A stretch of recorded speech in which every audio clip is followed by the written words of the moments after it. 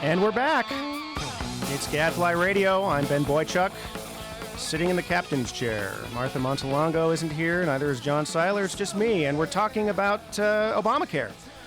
The Supreme Court this week is hearing 3 days of arguments on the landmark legislation.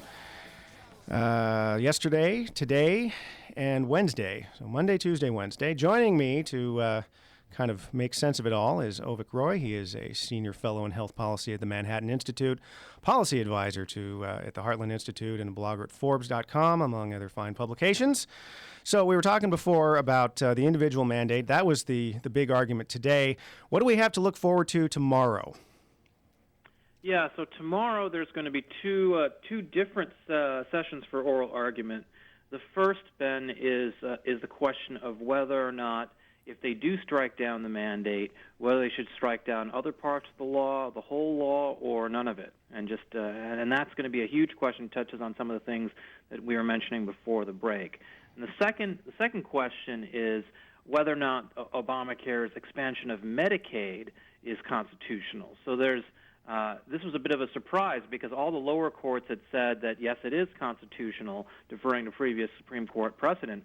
But the Supreme Court is concerned, as are the states, that by forcing the states to massively expand Medicaid or lose their federal funding for that program, that's basically coercive towards the states. Mm-hmm. And so they're going to have a discussion on that for a bit, which is going to be very interesting. So if the individual mandate falls, does the rest of that monstrous piece of legislation go down with it, or can it survive in some way? Is there sort of a nightmare scenario where the mandate goes away and this thing lives on?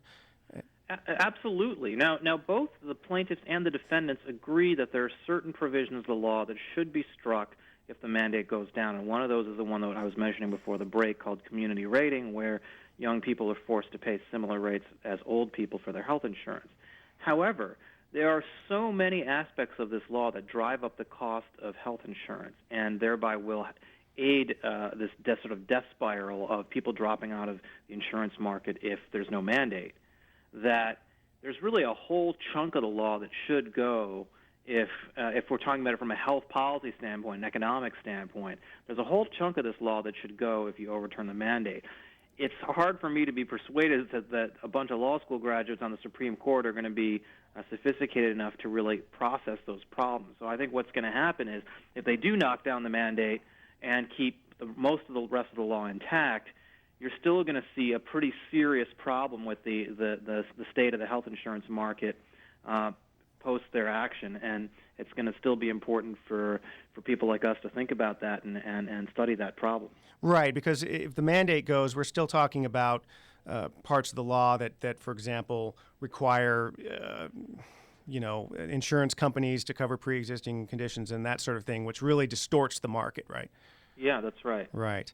Well, that's going to be interesting. And the Medicaid part of this is sort of we could actually spend an hour just on Medicaid, but we don't have the time. Avik Roy, I want to thank you very much for taking the time out of listening to today's argument to talk with us. People can read you at Forbes.com, the Apothecary blog, and National Review Online, among many other places.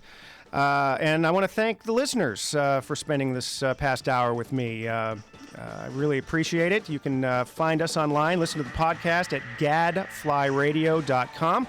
Check out City Journal California at city-journal.org. I'm Ben Boychuk for Martha Montelongo and John Seiler. Thank you so much. Have a great week. See you next time.